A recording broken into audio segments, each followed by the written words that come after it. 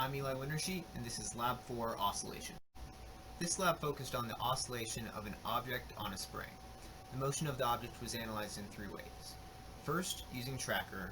Second, using Newton's second law within a model. And third, using the energy principle within the same model.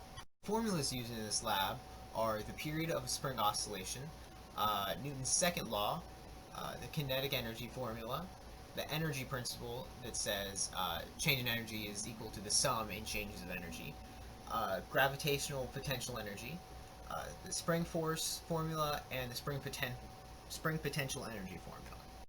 If you direct your attention to the bottom left-hand corner of the screen, you can see the tracker video that was analyzed. We can see the graphs, both y and x. And when we zoom in on them, we see that the y data is very smooth, showing the oscillation, whereas the x data is slightly less smooth, and that's just because of human error. In the code, we can see in the initial conditions that the mass is 0.42 kilograms. We can see the initial position and velocity found in tracker, and velocity is 0 at the beginning. It starts from rest. Delta t is set to 1 over 210 seconds. The acceleration due to gravity is 9.8, as always, on Earth at least. The spring constant is I'll discuss how I found spring constant and relaxed length later. L hat, and the stretch are found by finding the difference between the ball's position and the origin, and then finding the unit vector of that, and then subtracting the relaxed length from that.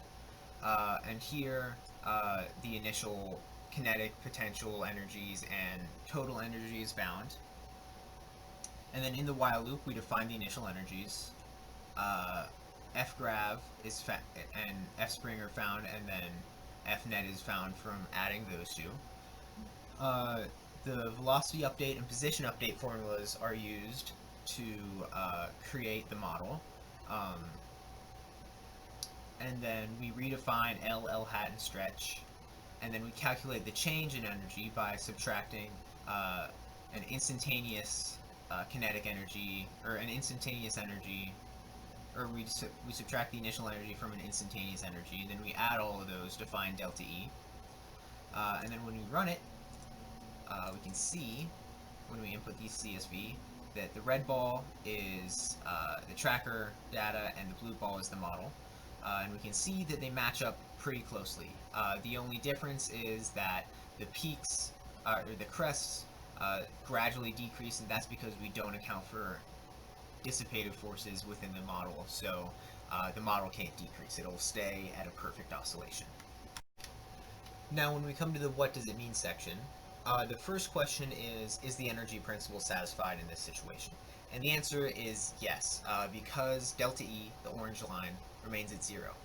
Because we define delta E in the model as the sum of all changes in energy, where that is red is gravitational potential energy, green is spring potential energy, and blue is kinetic energy. The sum of each at every point is 0.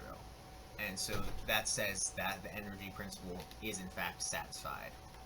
The second of these tasks is to find the period of oscillation from X and Y data, and then to compare the two and see which is best in the code. So we find the periods 1.59 and 1.646 respectively by taking the difference in time between each trough and adding them and dividing by 3 to find an average.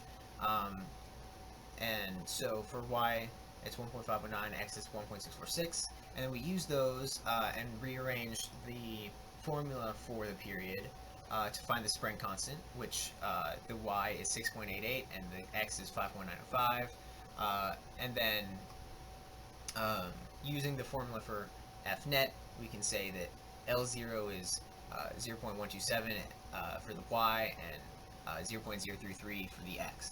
So when we edit the program and input X values instead of the Y values that we originally used, we can see after we input the CSV, that the graph does not line up quite as well. Especially, it's easy to tell when you look at the position of the crests, they don't line up quite as well, and that's just because the data that we analyzed was ideally only in the y direction and not in the x. Thank you.